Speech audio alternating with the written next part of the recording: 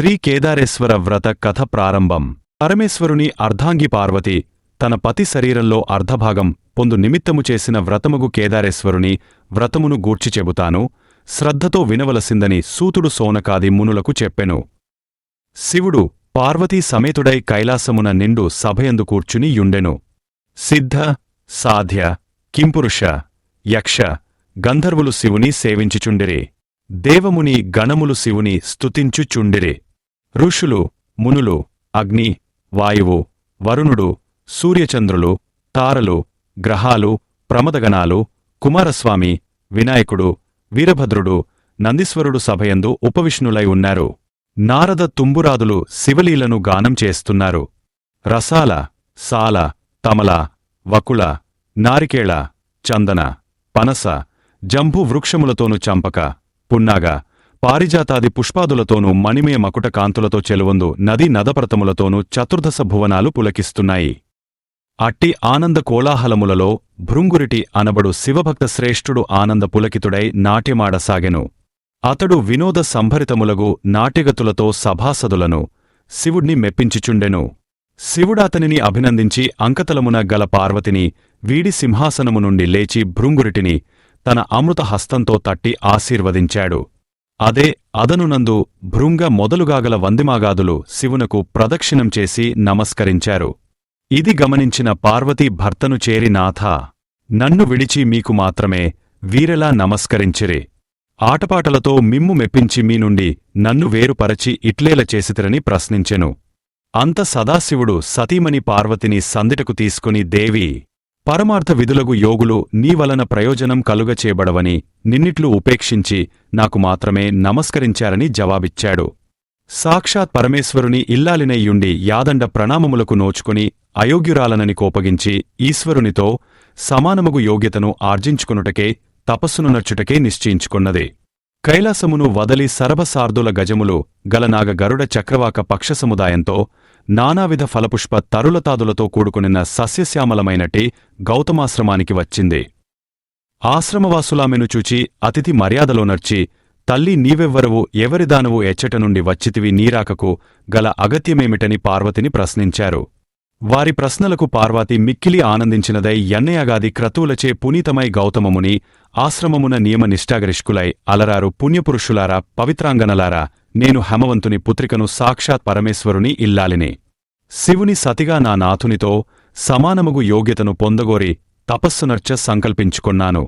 ఇందు నిమిత్తమై మీ ఆశ్రమానికి వచ్చినదానను అన్నది పార్వతి. మహర్షులారా, జగత్కళ్యాణ్ అభిలాషులారా, నేను ఆశించిన ఫలమును పొంది శివుని అర్ధాంగినై తరించుటకు తగిన వ్రతమును నాకు ఉపదేశించుడని పార్వతివారిని కోరుకున్నది. అందుకు గౌతముడు, పార్వతీ ఈప్సితార్థదాయకమగు ఉత్తమ వ్రతమొకటున్నది. అది కేదారేశ్వర వ్రతము. నీవా వ్రతమును ఆచరించి మనోభీష్ట సిద్ధిని పొందవలసిందన్నాడు గౌతముడు. వ్రతవిధానమును వివరించమని పార్వతి గౌతముణ్ణి కోరింది. జగజ్జనని, ఈ వ్రతాన్ని ఆసివిజ మాసంలో శుక్లపక్షంలో అష్టమియందు ఆచరించాలి.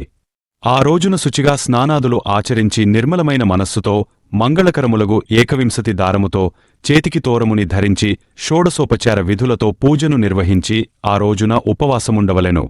మర్నాడు విప్రులకు భోజనం పెట్టి ఆ తరువాత ఆహారమును తీసుకోవలెను.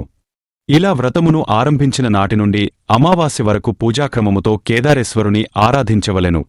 ధాన్యరాశిని పోసి అందు పూర్ణకుంభము నుంచి 21 పర్యాయములు సూత్రమును చుట్టి పట్టువస్త్రముతో దానిని కప్పియుంచి నవరత్నములుగాని సువర్ణమునుగాని ఉంచి గంధపుష్పాక్షలతో పూజించాలి.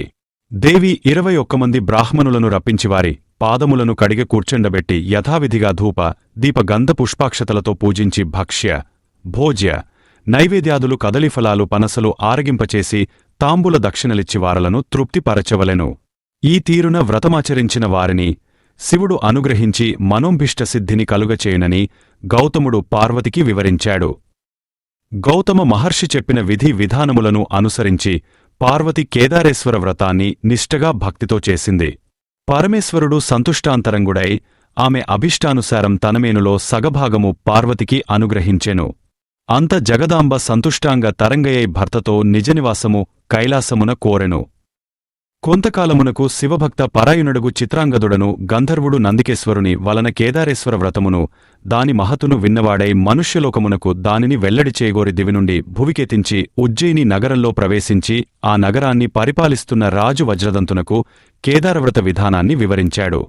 వజ్రదంతు ఆ వ్రతమును ఆచరించి శివానుగ్రహముతో సార్వభౌముడయ్యాడు. ఆతదనంతరం ఉజ్జయిని నగరంలో గల వైశ్యునకు పుణ్యవతి, భాగ్యవతి యను ఇరువురు కుమార్తెలు గలరు. వారు ఒకనాడు తండ్రిని చేరి జనకా మాకు కేదార వ్రతము చేయుటకు అనున్ననిమ్మని అడిగారు. అందుకాతడు, బిడ్డలారా, నేను దరిద్రుడను, సామాగ్రులను సమకూర్చగల పాటివాడను కాను. మీరా ఆలోచనను మానుకోండని పలికెను. అందుకా వైశ్యపుత్రికలు నీ ఆణ్ణయే మాకు ధనము అనున్న నీయవలసినదని కోరుకున్నారు. వారిరువురు ఒక వటవృక్షం క్రింద కూర్చుని తోరము కట్టుకుని పూజను భక్తితో చేసుకున్నారు. మహేశ్వరుడు వారలకు పూజాసామాగ్రిని అనుగ్రహించాడు. వారు కల్పోక్తముగా వ్రతమాచరించారు. శివుడు సాక్షాత్కరించి వారికి ఐశ్వర్యములు, సుందర రూపములను ప్రసాదించి అంతర్హితుడయ్యాడు. ఆ వైశ్యపుత్రికలకు యుక్తవయస్సు వచ్చింది. సౌందర్య సోయగం కలిగిన ఆ వైశ్యపుత్రికలో పెద్దామె పుణ్యవతిని ఉజ్జయిని నగర మహారాజు, చిన్నామె భాగ్యవతిని చోళభూపాలుడు వివాహం చేసుకున్నారు. వారి తండ్రియగు వైశ్యుడు ధనధాన్య సమృద్ధితో రాజభోగములతో పుత్రులను పొంది సుఖంగా జీవిస్తున్నాడు. మరికొంత కాలానికి చిన్న కుమార్తె భాగ్యవతి ఐశ్వర్య మదోన్మతురాలై కేదార వ్రతాన్ని మరచిపోయింది. అందువల్ల ఈశ్వరానుగ్రహం కోల్పోయింది. ఆమె భర్త ఆగ్రహానికి గురైంది. ఆమె భర్త ఆమెను, కుమారుణ్ణి రాజ్యము నుండి వెడలగొట్టివేశాడు. ఆమె పడరాని పాట్లు పడుతూ ఒక బోయవాని ఇంట ఆశ్రయం పొందింది. ఒకనాడు ఆమె తన కుమారుణ్ణి చేరబిలిచి, నాయనా, నీ పెద్దతల్లి ఉజ్జయినిపురం మహారాణి ఆమె వద్దకు వెళ్లి మన దీనస్థితిని వివరించి ఆమెను సహాయమర్థించి తీసుకుని రావలసిందని చెప్పి పంపించింది. అతడు ఉజ్జయినికి వెళ్లి తమ దుస్థితిని వివరించాడు. ఆమె కొంత ధనమిచ్చి కుమారుణ్ణి సాగనంపింది. అతడు తిరిగి వస్తుండగా మార్గమధ్యమందు మహేశ్వరుడు చోరుని రూపంలో వానిని అడ్డగించి అతని వద్ద గల ధనాన్ని కొల్లగొట్టాడు. అతడు జరిగిన దానికి మిక్కిలి విచారించి మరల పెద్దతల్లి వద్దకు వెళ్లి జరిగిన సంగతిని వివరించాడు. ఆమె మరలా కొంత ధనాన్నిచ్చి పంపింది. ఈ పర్యాయము కూడా మార్గమధ్యమందు చోరురుపుడైన శివుడా సొమ్మును తీసుకునిపోయాడు. మరల అతడు పెద్దతల్లి వద్దకు బయలుదేరగా అంతర్వాహిని నుండి ఈశ్వరుడు, ఓయి, నీవు ఎన్నిసార్లు నీ పెద్దతల్లినడిగా సొమ్ము తెచ్చుకున్నా నీ తల్లి కేదార వ్రతమును మానివేసిన కారణంగా ఆ సొమ్ము మీకు దక్కదని హెచ్చరించాడు. ఆ మాటలు విన్న అతడు తిన్నగా పెద్దతల్లి వద్దకు వెళ్లి తాను విన్న మాటలను తెలియచెప్పాడు. అప్పుడామె బాగా ఆలోచించి అతని చేత కేదారవ్రతం చేయించి డబ్బిచ్చి పంపింది. తల్లితో కేదార వ్రతం చేయవలసినదిగా చెప్పమన్నది. అతడా ప్రకారం తల్లి వద్దకు వెళ్లి పెద్దతల్లి ఇచ్చిన సొమ్మును ఇచ్చి వ్రతం చేయవలసినదని పెద్దమ్మ చెప్పిన మాటలను చెప్పాడు. గుర్తు కలిగిన భాగ్యవతి భక్తితో కేదారవ్రతాన్ని చేసింది. ఆమె భర్త మందిమార్బలముతో వచ్చి ఆమెను, కుమారుణ్ణి రాజధానికి తీసుకుని వెళ్లాడు. భాగ్యవతి ప్రతి సంవత్సరం కేదారవ్రతం చేస్తూ శివానుగ్రహం పొంది సుఖశాంతులతో సౌభాగ్య సంపదలతో జీవిస్తున్నది.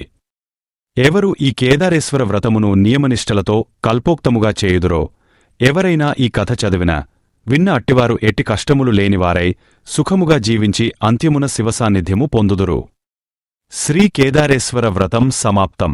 ఈ వీడియో నచ్చినట్లయితే తప్పకుండా please like, share and subscribe. సరికొత్త వీడియోల కోసం బెల్ ఐకన్ని క్లిక్ చేయండి. సర్వే జనా సుఖినో భవత్తు.